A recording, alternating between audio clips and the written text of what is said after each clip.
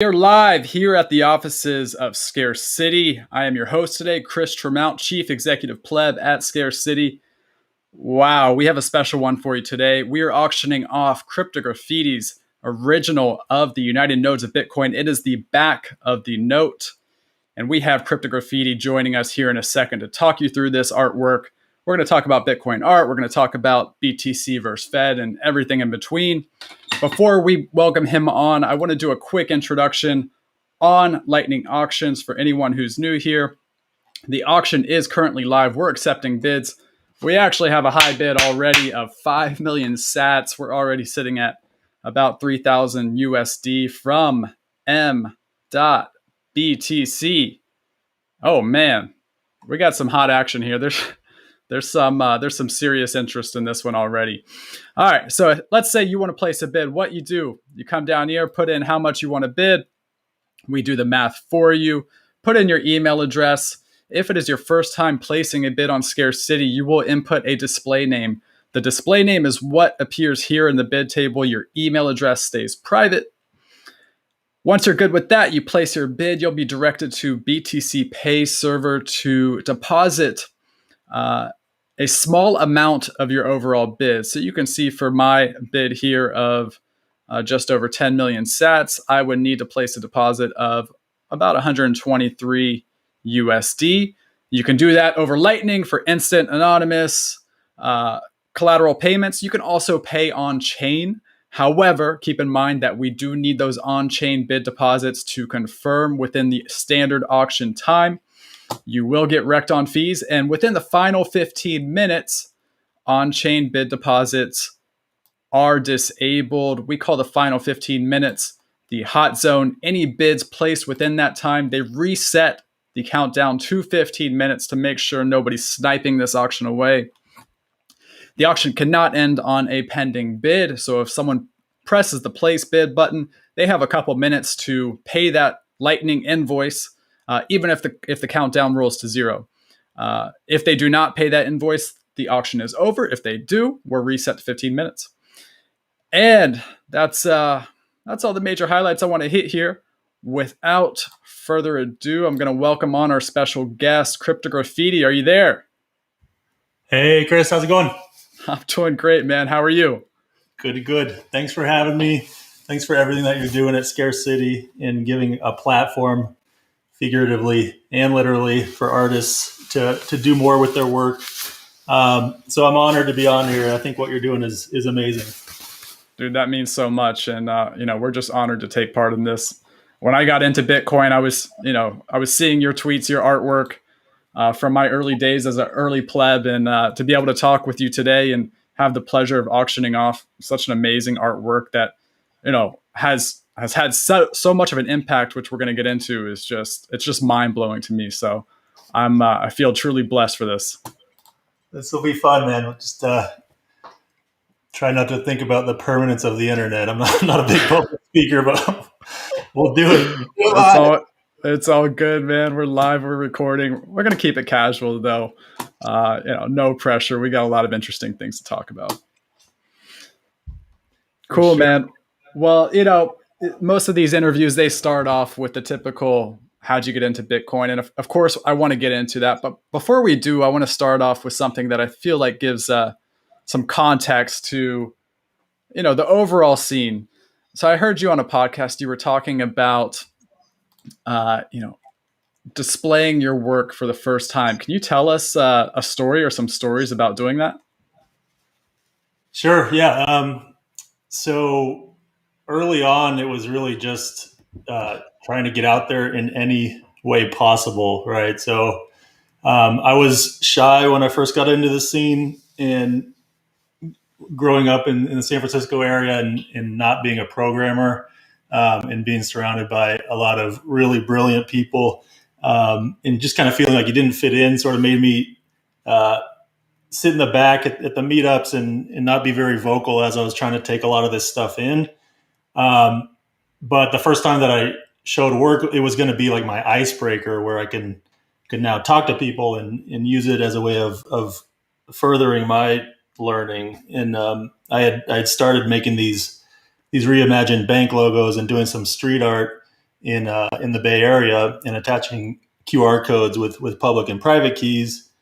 And then it was being well received online on Reddit and a couple other sites, and that gave me enough confidence to reach out to the meetup and say, hey, can I just bring some work and exhibit? And they said, yeah, of course. And so that first meetup, I'm really glad that I did it, because there was a conversation that I had with someone who kind of felt similarly to me, where they weren't really sure what they were doing career wise, but he just thought that I had it all figured out because of how niche this art was. He was like, yeah, man, I wish I was as focused as you, and wish I knew what I was doing. And I really didn't, but that motivated me to keep going with it. So yeah, it was that case where I started publicly showing off the work, if you don't count the street art. And then there was a couple other conferences. There was one in 2015, the Money 2020 event in Las Vegas. I was invited to go out and show work there, and like create art on the fly, like live, during an event that was just, in general, like as a kid, I had auditory processing issues, and when you're forced to learn in a certain manner, because society thinks that all kids should learn a certain way, even if it's not really conducive to how your brain works.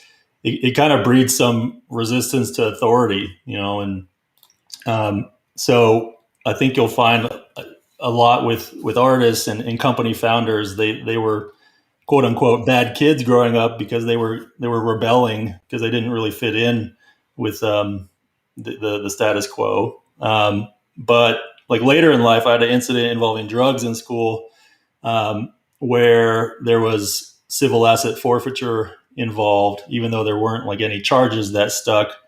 When I realized that I wasn't getting my money back, and that the state could just keep it, that was pretty eye opening to me, and it served as like a pretty good primer for eventually when I heard about Bitcoin and how it separates money from state.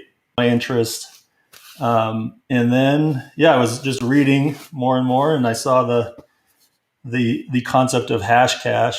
And that was something for me where it really opened up the idea of creativity being involved in the space, because I didn't really know how I would fit in. I wasn't good in econ in school. I wasn't very political. Definitely not the best in math, and a lot of these different aspects that go into Bitcoin, I just had cursory knowledge of, and by no means was an expert. Yeah. But when I saw how micropayments unlocked the creative potential in Bitcoin, it really got the wheels turning.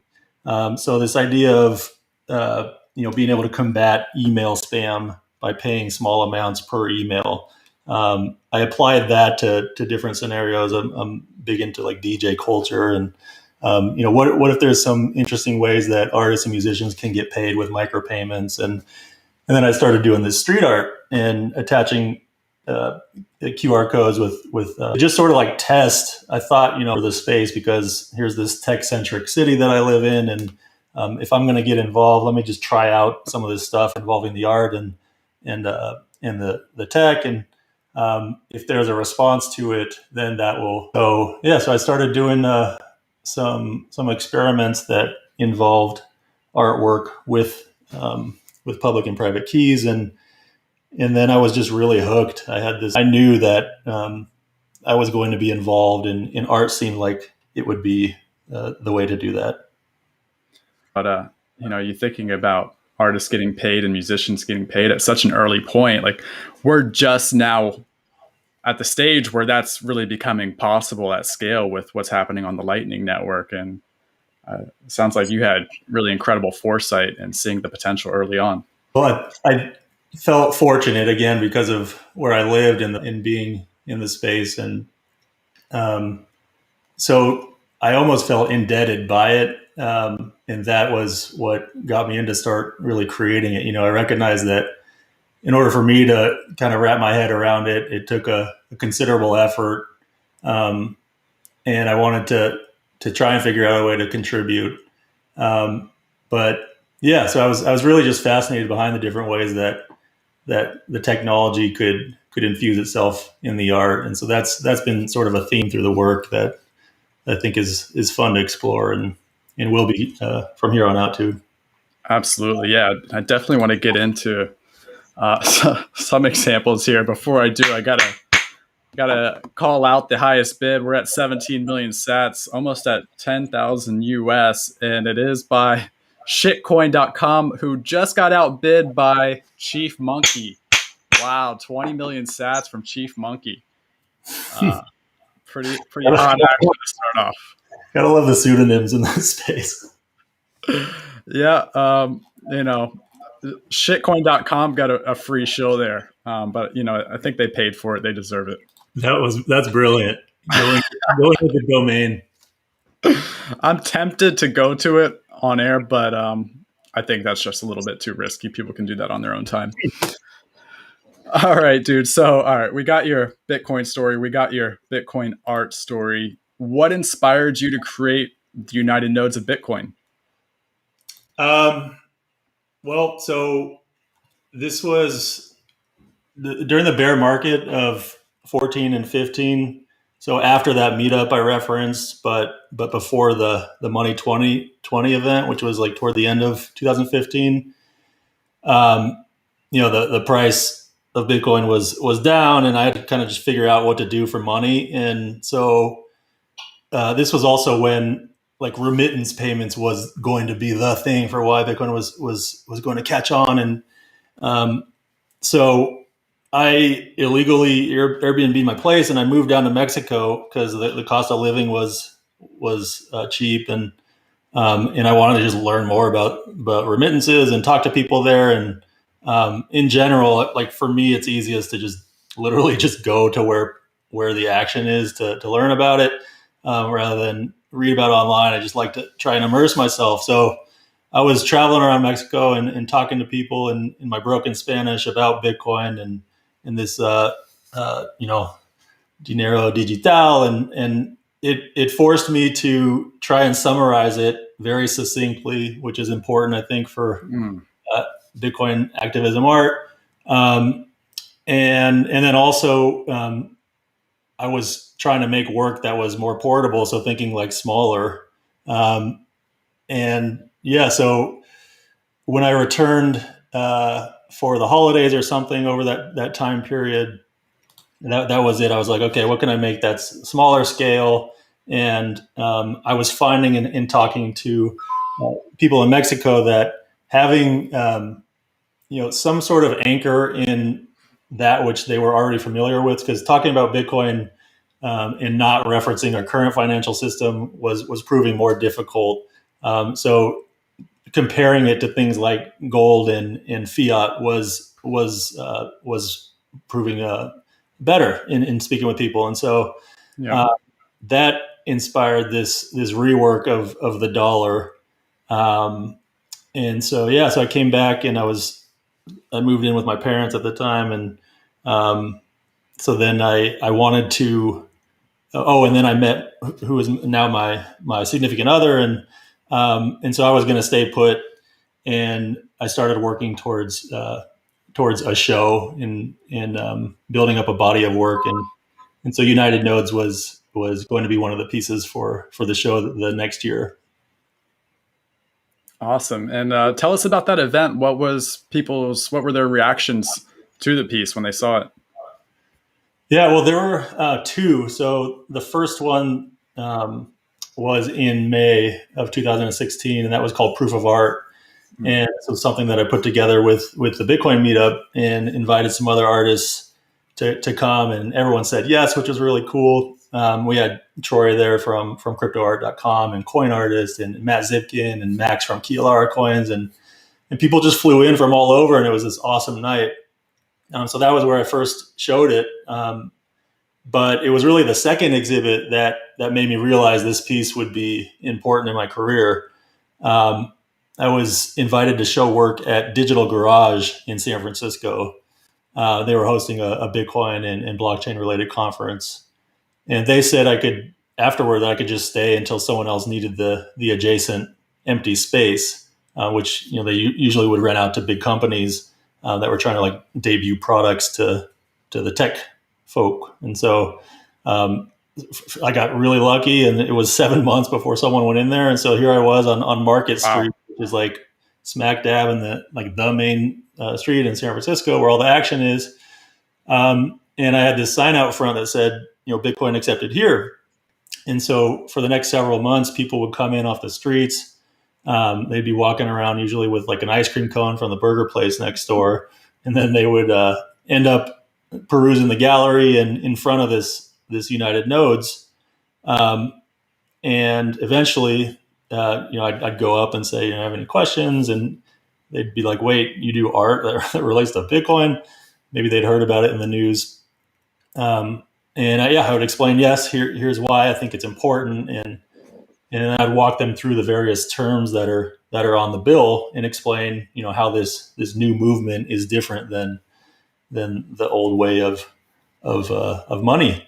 And it really showed me the power of art, because I could just like see their posture change in this conversation. They would just like open up and ask all these questions that they might not otherwise to their like more tech centric friend who would speak over them, Right. So yeah, it was really eye opening for me, and a great time. I have fond memories of working out of that space. Yeah, absolutely, man. Having 7 months there to exhibit your work, you must have there must have been a Bitcoin friendly owner on the inside who gave you a hand on that one. Yeah. Digital Garage does a lot. They've involved with a lot of funding of Bitcoin related startups and a lot of really cool experiments with Bitcoin in Japan. And they're big players in the space, and eternally grateful for them having me there. Absolutely. Well, we're up at 25 million sats by none other than Satoshi Light, sitting around 15,000 USD. Going strong early. You know what I really love about this piece, and I'm just picturing seeing it in Digital Garage as someone who's not familiar with Bitcoin, is it's familiar. And I can imagine people just giving it a quick look and not really noticing the details, and then doing the double take. And within that double take, really starting to ask the questions of like, what's this about? And I can just imagine that curiosity staying with them to continue asking the questions. Did you get a sense of that when you were watching people observe it?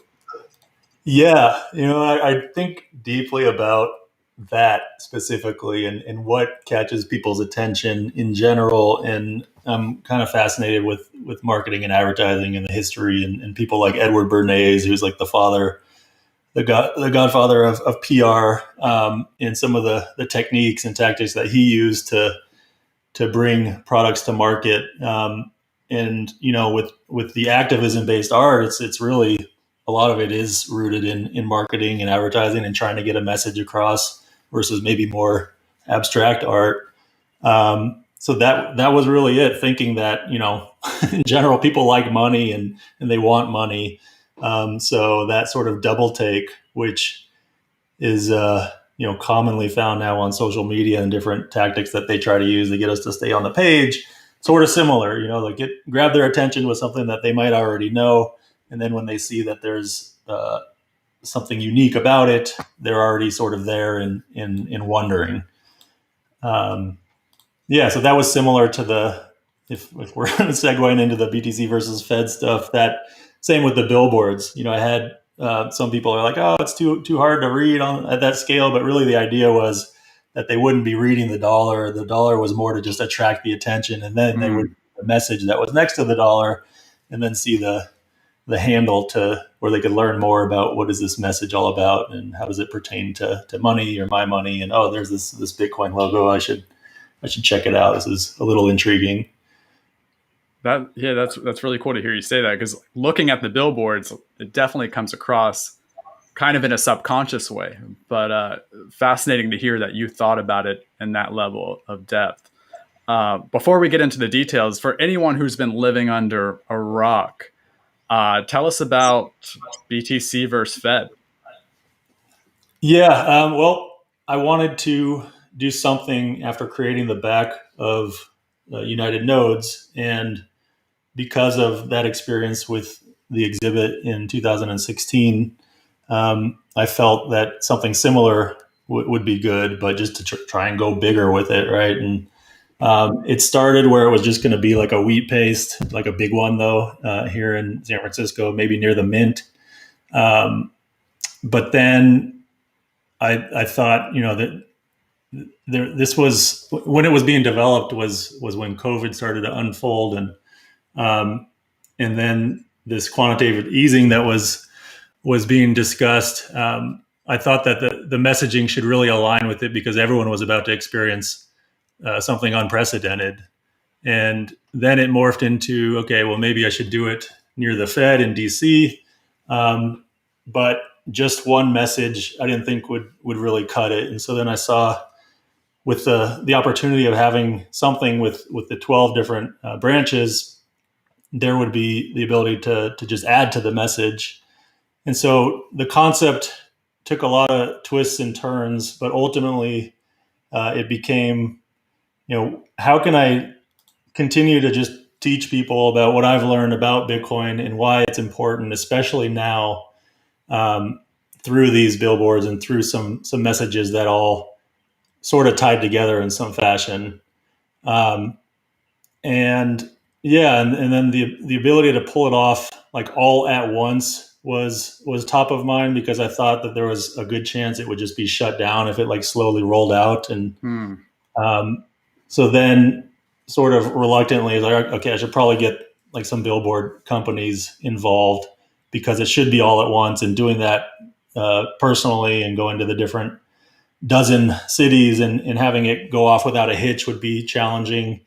Um, so yeah, it ended up being where I talked to, it was like 7 different billboard companies, and just a long drawn out process because just getting it approved like through legal for the various corporations was a big undertaking, but it's kind of like getting the first money in with like for a VC for a startup. Like once one of them was in, it made it easier, and so I ended up finding like prior a different campaign that involved a reimagined dollar, and then giving that to one of the billboard companies, saying, "Hey, this has been done, so this should be allowed." And Oh so wow. when it worked for one of them, I leaned on that for the other ones, and then next thing you know, we had this thing which didn't go off without a hitch, but it did happen, and there a lot of them are still alive now, and so in working class neighborhoods of all 12 Federal Reserve Bank cities are these billboards that feature the United Nodes artwork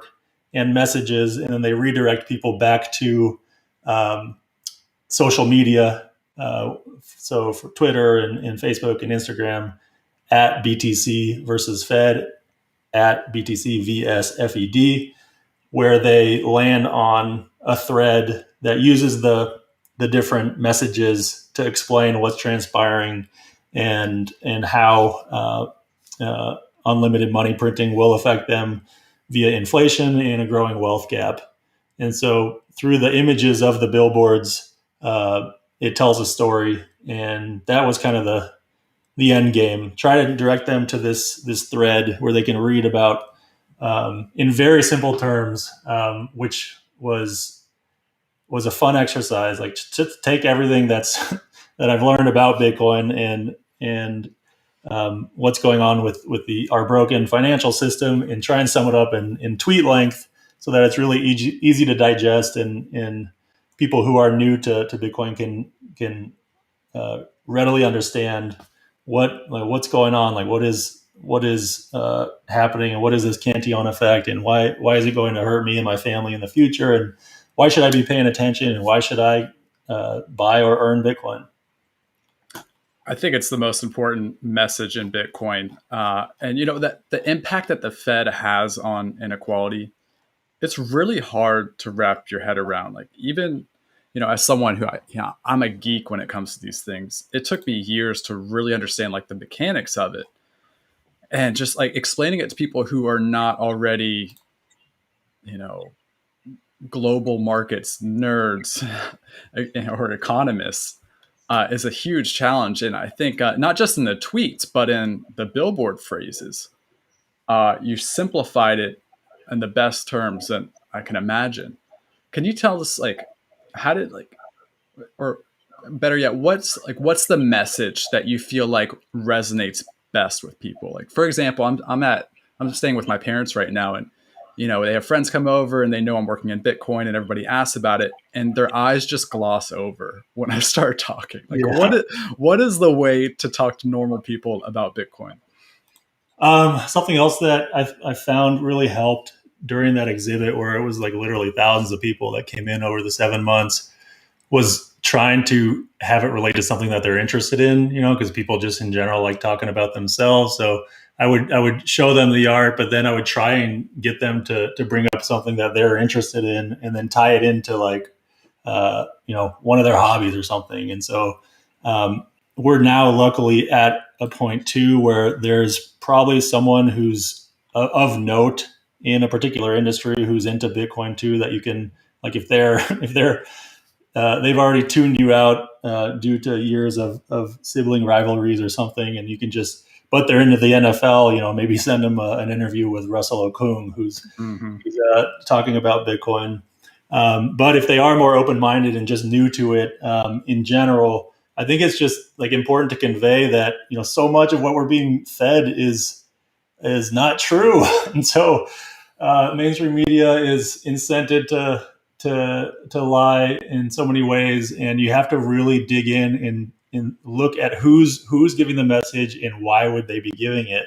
And that's something that I've really learned in my years in this space, and also the startup before getting into Bitcoin, when I was trying to like get some PR for it, is so much of this stuff is just pay to play, and if you see, like, if you just follow the money, then you can understand why they would be giving us incorrect figures for CPI, right? And then, well, what Yeah. if inflation rate isn't really 2%, then what is it, and how are they going about keeping it 2%? And if you can, I think the pandemic was actually good in a lot of ways for Bitcoin, in that it showed just like the incompetence, like whether you, like, no matter where you stand in terms of the whole mask thing, just like the rollout of the stimulus checks and the rollout of the masks themselves and the vaccines, like, it's showing the how inept our leaders are in so many different ways. And so if they can see that this isn't going well, then okay, well, you got to understand, here's what's happening with this new money and how it's being distributed, and here's how that's unfair, and here's the resulting impact of unevenly distributing the money and hiding who's getting it first. And so using like current events and what's happened with the pandemic and sort of tying that into this newly printed money, I found has worked as of late. Yeah, so just in general, those are some things that I've found as working. Yeah, that makes a lot of sense. I mean, anyone who's thinking at all about this, when you just think about how much money is being printed through this situation, you can't expect there to be no repercussions that come out of that.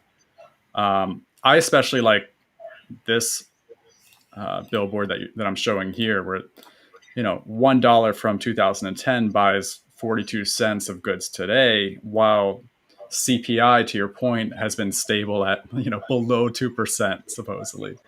I Yeah, feel like that's the one that everybody can relate to. If you've been around for enough years, you've seen this. And if you want to buy a house today, that it's become unattainable to the average person.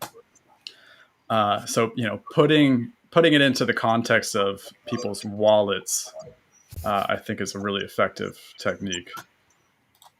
and I'm really just concerned about the everyday citizens, right? And so I put these up in lower income areas because if you have the means and you're not paycheck to paycheck and you can get into something harder, even though like the most hardcore Bitcoiners will tell you that stores of value like real estate aren't going to do so hot in the future. But if you can park your money somewhere outside of a savings account in other assets that do perform better than the dollar, then you're going to be better off. But for a lot of these people who can't, they're just screwed, right? And so the the stratification of the haves and the have-nots grows, and it's just this unfortunate cycle that I think, regardless of the stats that they want to throw at us, we're seeing more and more just in the streets. Like I took some footage of near one of the billboards here in the Bay Area that I put up of just the sheer volume of tents is crazy. And in here it's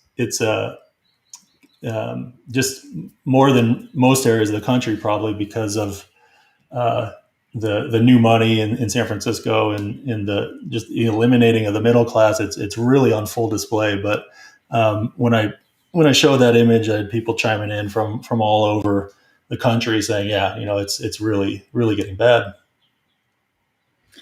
Yeah, the tension is as thick as it could possibly be, and you see the outlets all over the place, right? People are mad at the police, they're mad at all kinds of things, but it doesn't seem like it's directed at income inequality. Whereas, like, as long as inequality is increasing, you can only expect the tensions to rise.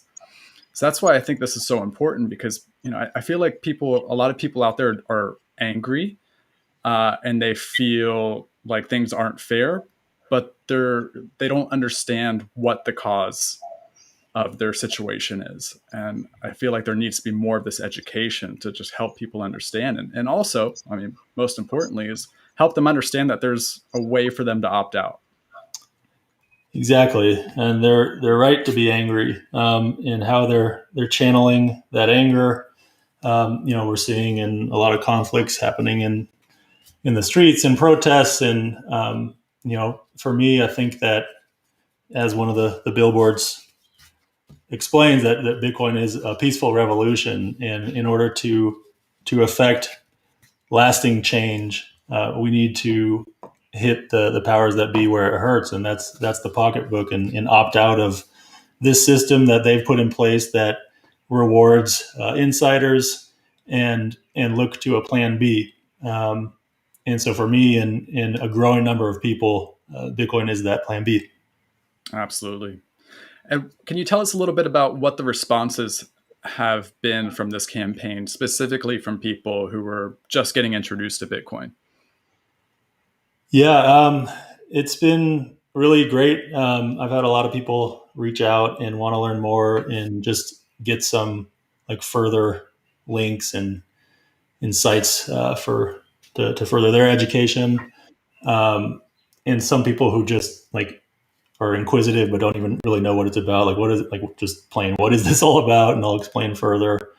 And just a great response from the Bitcoin community too, which I'm grateful for. Like, people wanting to either expand the campaign or figure out different ways to help, and that's something that I'm so appreciative of with my work, especially the projects that are more involved. And I have to lean on people to get them to fruition, and I have people that are willing to lend a hand. And so it's one of these things where it takes a lot of effort and a lot of collaboration, and the result, when I do get people reaching out saying, like, I want to learn more, that like makes it worth it. Yeah, man, you're doing Satoshi's work here. So putting 12 billboards up across the country, that wasn't a big enough production for you. You added a treasure hunt to this campaign. You want to tell us a little bit about that? Yeah. So just in general, trying to attract attention to it, and treasure hunts are great for something like that. Shout out to Coin Artist, who's the OG, and was the inspiration for this.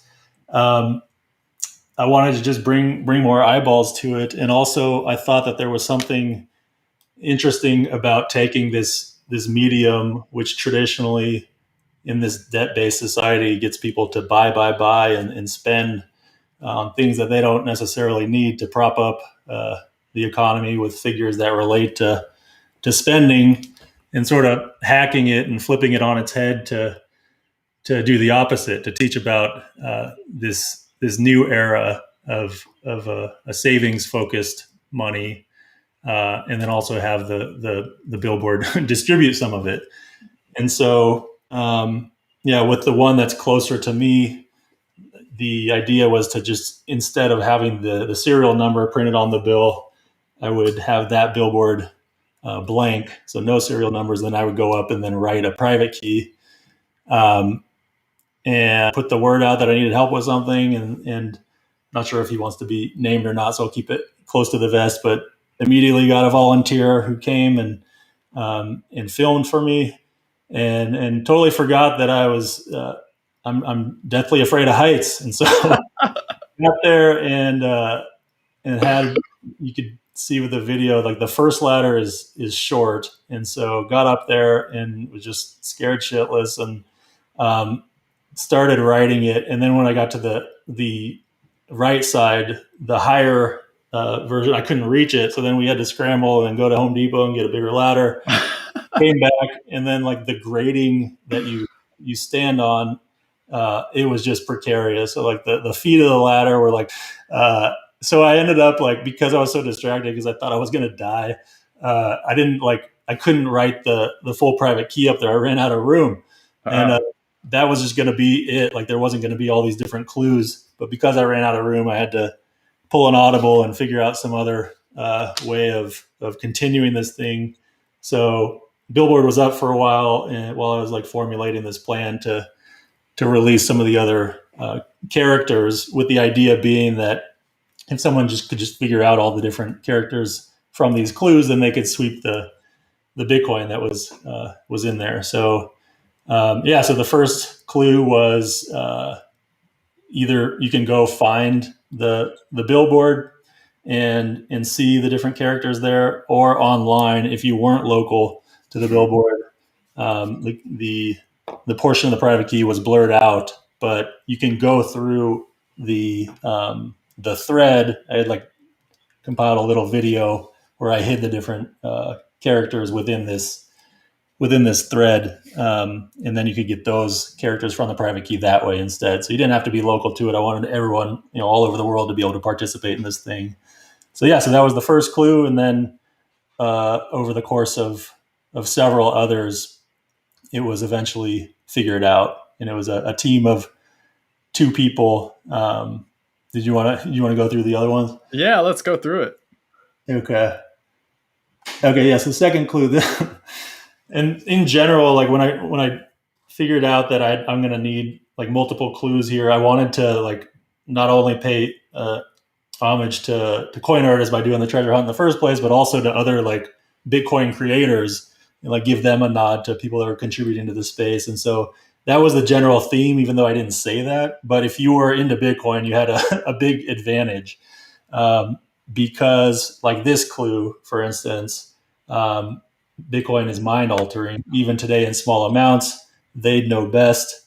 So they is referring to more than one person there.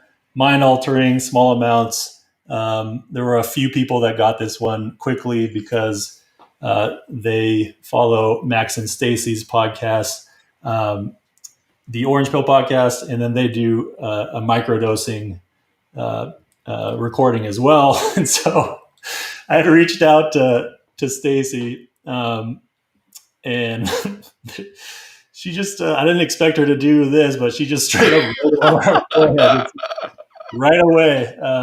If you were watching the show, just you got that one. Thank you, Stacy and Max, for indulging me. That was hilarious. I just couldn't stop laughing when I saw how you went about that one. So that was the next 2 characters in the private key. That's amazing. And Stacy is such a champ. Yeah, my God, I want to be them when I grow up. They're just so freaking great. So, and this was another one where definitely pays to be a Bitcoiner. The first one, some people got. This one, actually nobody got, and there was some technical difficulties. So I reached out to Marty of Tales from the Crypt, Uh-huh. and because he had shown some interest in the billboard campaign, I said, "Hey, you down for a clue?" And these guys are popular figures in the space, and he fortunately agreed to it. He's a homie, but they're just busy, and he's got a kid and everything, and so we had planned for it to be during this one broadcast, but he had audio difficulties with the broadcast that like distracted him from it, and so then he ended up not being able to get it in until the next day. Anyway, so the clue was like delayed, but if you click, can you hear it? If you I'm not sure if my audio comes through. Of course. Pyramid, that Bitcoin doesn't lean any, so it's sort of a nod to this ongoing war on cash. I may have missed one or two. Just we also have to show this interact with the work and the way. Oh wow! All right, so that's going down here. Input how many sats you back. If they do not, is their collateral the second highest bid, and the lost collateral is donated to Human Rights Foundation all across the world to promote democracy, and they also promote Bitcoin because Bitcoin promotes. So congrats to him and thank you to him for making that selection. That's all we got for you today. 1730 UTC 1. I will be joined by from 21ism, who recently did a podcast and interview today, I'm sure, and maybe some other guest appearances from other Bitcoin artists and Bitcoiners on Twitter, and we'll keep you posted on everything. All right. Thanks for joining.